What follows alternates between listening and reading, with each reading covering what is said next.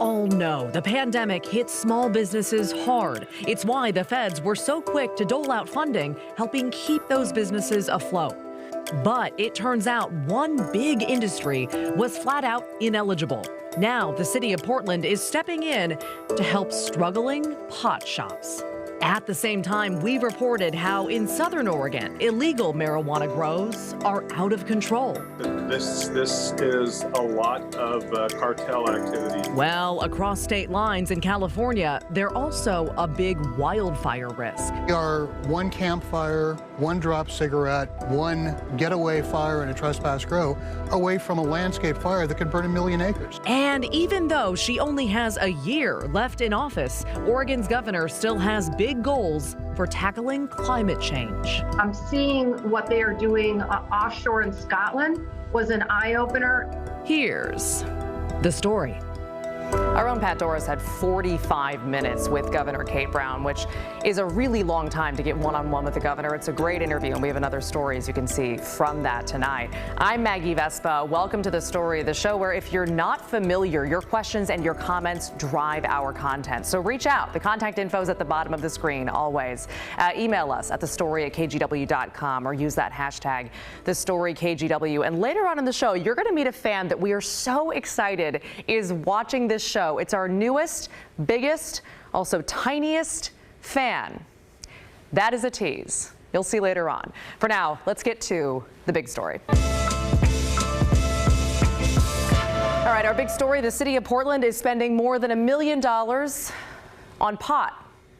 Let that sink in for a second. But now let's elaborate. The city is spending more than $1 million specifically on helping small cannabis businesses who have been struggling during the pandemic. Now, if you're like the people on our team, do not judge us. You might be thinking, wasn't everyone getting high a lot when COVID first hit? Like, I thought pot shops were doing well. Everyone was like those giggling women at that table. Ponder that while you play Dark Side of the Moon. Good for you. But here's the answer. Yes, there was initially a surge in purchases, but longer term marijuana businesses have been hurting. Why? Several reasons, but chief among them, wildfires creating supply chain issues and rising crime, which for pot shops, which are largely still all cash, they're easy targets. And here's another big one. Because marijuana is still illegal on the federal level, pot shops couldn't get any of that relief money that was doled out for small businesses by Congress. Enter the Portland City Council. This week, commissioners approved a plan to spend $1.3 million on grants for cannabis businesses and workers. Starting in February of next year, individual workers will be able to get up to $5,000 or businesses can get up to $25,000. And there's a lot they can use this money on, like for the workers paying their rent, same for the businesses, covering paid time off for the workers, or fixing damage from vandalism. And at that meeting, city council members dove into their specific reasons for really wanting to help out the weed industry. In Portland, again, dispensaries have seen a rise in crime with robberies, assaults, even murder. In one of the most glaring examples of this violence, dispensary employee Michael Arthur was shot and killed while working at a shop in North Portland. City officials say all of these factors contribute to a really high-stress environment for dispensary workers. And then with the 115% increase in robberies that we saw from 2019 to 2020, that added a lot of concern. Especially, we wanted to get this for the workers as well. You know, a lot of them don't have paid time off, don't have medical coverage. And if you're undergoing, bodily injury, sexual assault, witnessing a homicide, that could be, create some trauma and grief that would need to be tended to. So we really want to make sure that we're caring for our Portland-based businesses and its workers in order for the industry to really survive and thrive. Now, we should note every single member of the city council, including Mayor Ted Wheeler, enthusiastically approved the plan this week, and grant applications open up in February. From there, the city plans to prioritize, among others, BIPOC and women-owned businesses. That being said, let's pivot now to illegal marijuana, because even though pot is legalized in all West Coast states, unsanctioned, unregulated grows are still a really big problem. We reported on this. In fact, here's what Jackson County Commissioner Rick Dyer told us about this.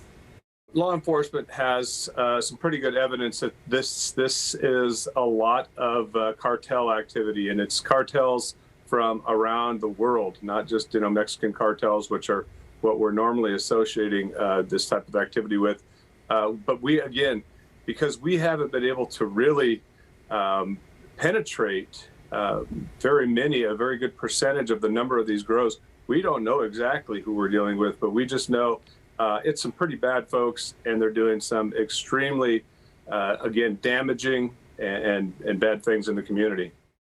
Well, further south in California, they're dealing with the same problems. But in fact, there, a lot of these illegal grows are in federal forest land, and they're doing substantial damage to the environment, including the potential for devastating wildfires. Here's NBC's Cynthia McFadden. Here in Southern California, the U.S. Forest Service is tackling a problem so alarming, they want the public to see what they're up against. A dangerous cat-and-mouse battle with ruthless Mexican drug cartels that are running hundreds, perhaps thousands of illegal marijuana farms on federal forest land and making hundreds of millions of dollars in the process, far from prying eyes. It's become such a problem, the Forest Service invited us to take a look. You can see the terracing of the grow. But to really see it, you have to get down there, and that involves a certain degree of risk. These guys are going to go ahead of us to make sure we're safe. Yep, okay. The trail is 2.5 miles through dense forest. So, okay, I'm not liking my chances here. The first 500 feet straight down. Everyone else here is a pro, like Dr. Murad Gabriel, a wildlife biologist for the Forest Service. His team's mission is to locate, bust, and clean up these illegal grows. So what do we got here? An old cooler, and then here is the oil and gas that they use. He says for years now, the cartels have siphoned off precious public water, poisoned wildlife, and wreaked environmental havoc, mostly unhindered. Right up the straw was 1.8 million gallons of water that was poached from it. For just this one grow. And this is in a state that already has a water problem. Absolutely. We finally come to a grow site that the Forest Service raided a month ago. So this is the camp, huh? It's pretty much a tunnel of trash. Littered with toxic pesticides, many illegal in the U.S. This is in highly concentrated form, so you would dilute this probably 100-fold before you would actually use it. But they're not doing that. No, absolutely not. Dr. Greta Wengert is here to inventory the environmental damage. Deer coming into their crops, bears coming into their camps, they will actually use these to directly poison the wildlife. Mix it with some tuna fish, put it on the edge of your grow, an animal comes in, eats it, and dies within 2 minutes. In fact, the amount of pesticides found at just this site are potent enough to kill dozens of people. These are some of the most toxic chemicals you could ever use on crops. Another concern, the pesticides don't stay put. This is sandy soil. The next heavy precipitation event is just going to slough all this off into the San Juan Creek. Over 50% of California's water originates on national forest lands.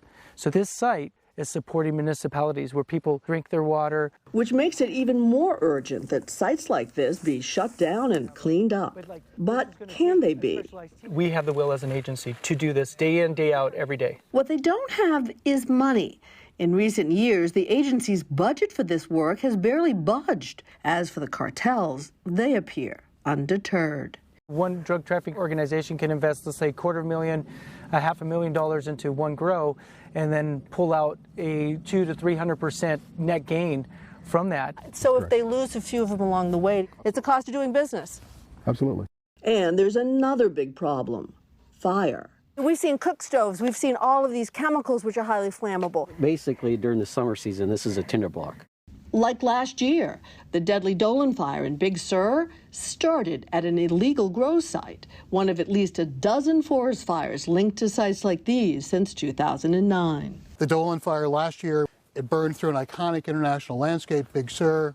It killed 11 endangered condors. It overran firefighters. I mean, it's just a nightmare. Rich McIntyre runs the Crop Project, a not-for-profit fighting to keep illegal marijuana grows off public lands. There's one law enforcement officer for every 250,000 acres in California. So they need more boots on the ground, and they need reclamation dollars so that organizations can do the cleanup work that needs to be done. Without substantial funding, it's whack-a-mole. All right, so if you had to put a price tag on it, it's probably going to take $50 to $100 million to clean up all the public land grows in California alone. McIntyre and others are pushing Congress to appropriate at least that much over the next 5 to 8 years. We are one campfire, one drop cigarette, one getaway fire in a trespass grow away from a landscape fire that could burn 1 million acres. And when that happens, we lose that public resource for an entire generation. Again, that was NBC's Cynthia McFadden. So speaking of the environment, Governor Kate Brown is back after flying to Scotland to take part in the International Conference on Climate Change. And Pat Doris got the chance to talk with the governor one-on-one about the ideas she brought back to Oregon. When world leaders gathered in Scotland in early November, Oregon's Governor Kate Brown was there. She was there to tell others about our state's historic wildfires and severe ice storms. She was also there to meet others and learn. It's probably fair to say the governor came away energized. I had opportunity to have dinner with the First Minister of Scotland. She's like the governor or the president of Scotland. She's a total and complete badass. And she is so committed to moving her country forward on climate change. It's just unbelievable. And that's the kind of leadership that we need in countries across the world. One of the first takeaways involves Scotland. The windy country now gets an enormous amount of electricity from offshore wind turbines, and a recently finished project with 84 turbines is capable of producing enough power for 450,000 homes. Seeing what they are doing offshore in Scotland was an eye-opener, and we should be taking advantage of the technology that's being used in other countries and, frankly, implementing it here. A study in Oregon is now underway on how to best implement that idea off the southern coast. Governor Brown has also been thinking about the heat dome event from late summer and how to protect the vulnerable while holding down electricity use.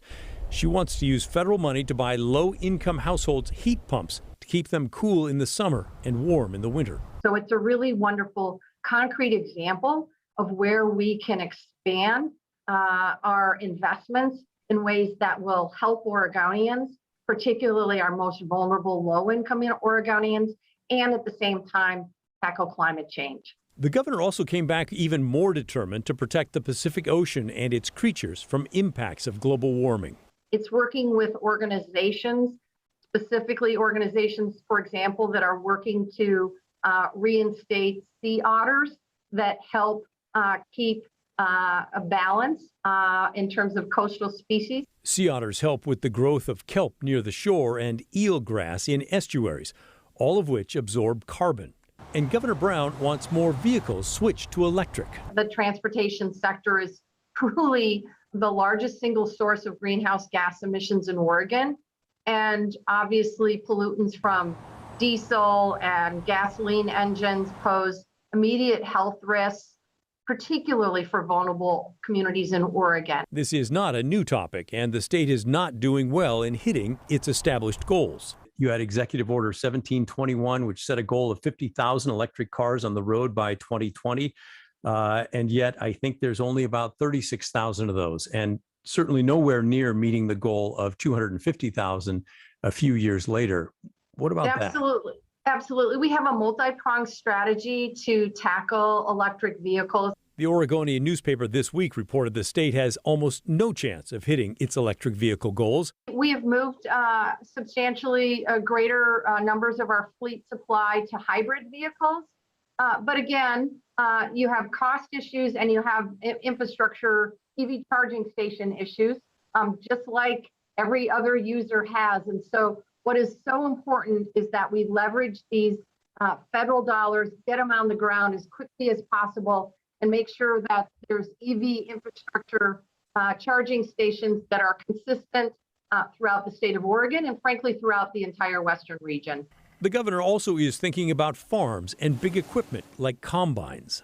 How do we electrify our agricultural sector? I think we can do it relatively quickly and with the federal funds that are arriving in Oregon to move to electronic tractors. And I just think it would be a boon for our rural economies. But wait, there's more. Oregon's governor has not given up on her effort to lower emissions with some industries and some specific companies, and she's figured out a way to do it this time that does not require a vote from the legislature. We expect details to come out in about 2 weeks. I'm Pat Doris, KGW News. One of our viewers wanted to know if Oregon's struggle to dole out rent assistance prompted the feds to take that money back. The answer? No. But what about Washington? And specifically, what about Clark County? We are pretty proud about how much assistance we're getting out there, but we make no mistakes that it's not getting out fast enough. And later, let's talk tolling. I have a real problem with tolling. We'll walk you through all the hot takes when the story continues.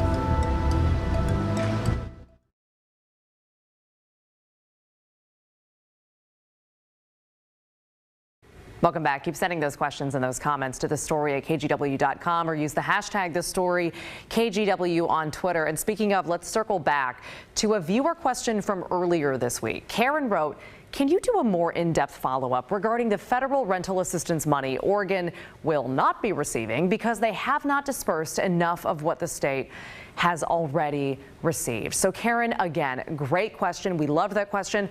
As we've been reporting, just to recap, the feds throughout the pandemic have funneled waves of rent assistance down to the states to help struggling renters. And to force the states to divvy up that help quickly, the feds set a deadline. They told states and municipalities that by September 30th, they had to dole out or obligate, meaning promise to dole out to specific people, 65% of the federal rent assistance they had received. If they failed to meet that deadline, the feds might start taking that money back.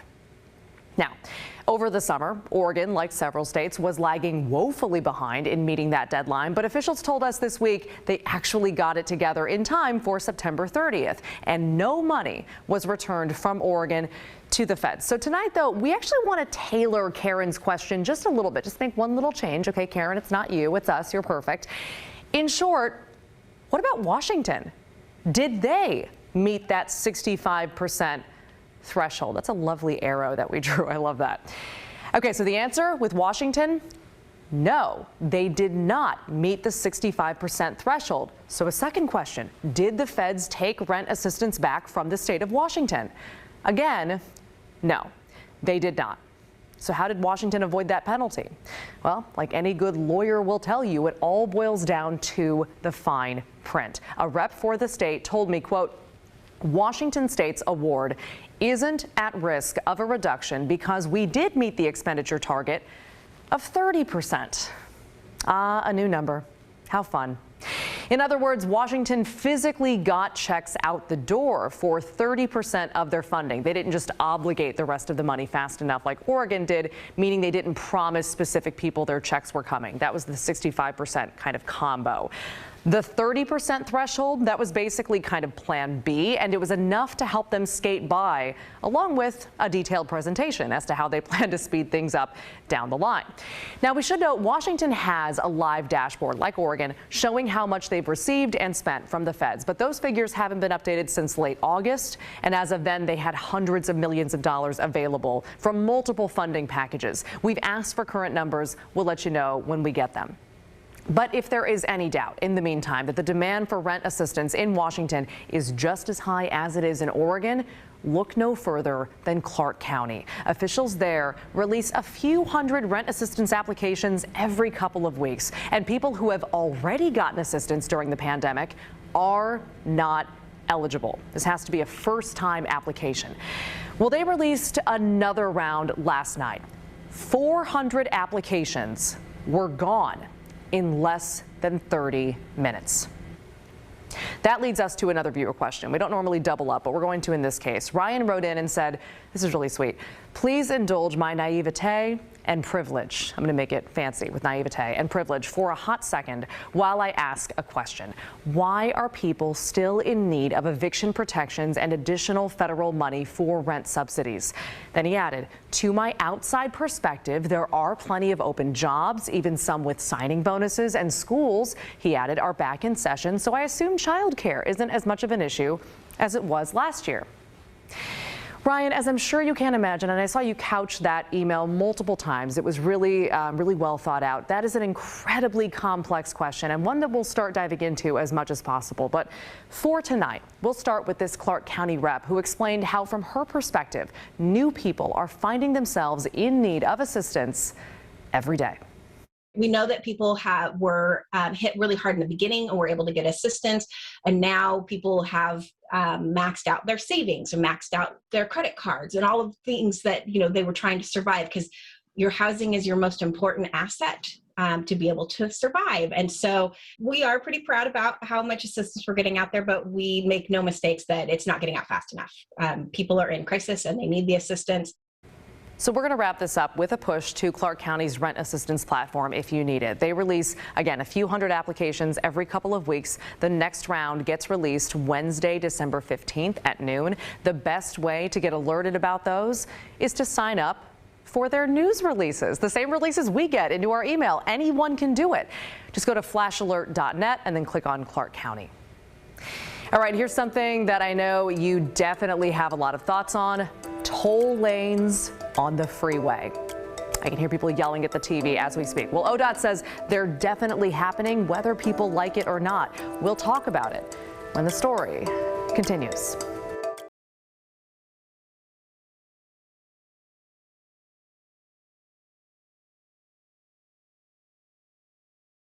Welcome back. Let's get to another viewer email. William wrote to us, can we the people put tolling on citizens' petition and put it on a ballot so we can vote on it? William, we assume that you're talking about the future toll lanes on I-5 and I-205. And the answer is, I'm sorry, but no, it's not going on the ballot. ODOT says it is a done deal and will start in about 3 years. And they know people have concerns, which is why they held a public town hall last night.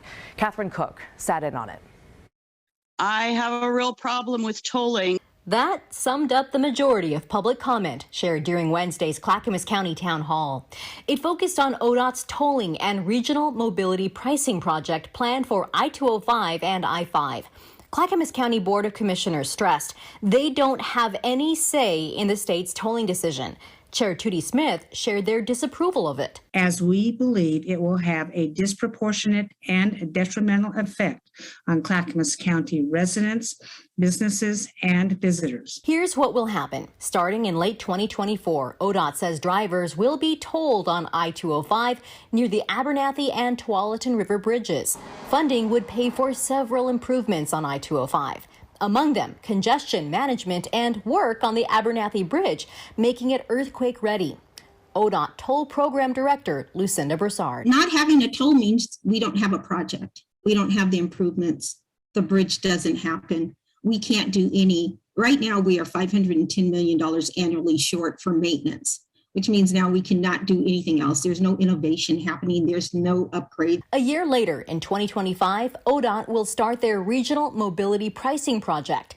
That will impact drivers on all of I-205 up to the Glen Jackson Bridge and a big stretch of I-5 from the Interstate Bridge to the Boone Bridge in Wilsonville. This tolling is inequitable, and no place I have lived, El Paso, Gig Harbor, or Seattle, has had all lanes tolled. ODOT says one goal is getting commuters to carpool, work from home, or adjust their commute times to alleviate congestion. We are pricing for peak times. So technically during the peak, it would cost more, and off peak, it would cost less, but there would always be a price. Critics are expecting to pay another price: congestion in their neighborhoods and side streets as commuters look for diversions around toll corridors. I cannot imagine what it will be like because many people will be diverted off of 205. So in terms of working with municipalities on alternate routes, you guys are a little late to the party. ODOT says they've spent the last 3 years exploring other funding options at the state and federal level, only to call toll revenue critical. Many have questioned that claim. It seems like, we're awash in money with record kicker, new federal highway funds, $1.2 billion. ODOT maintains the only alternative they have is do nothing. That was Catherine Cook reporting. Right now, by the way, we don't know how much these tolls are going to cost drivers. ODOT says they'll share that information about 6 months before the tolls go into effect. We'll be right back.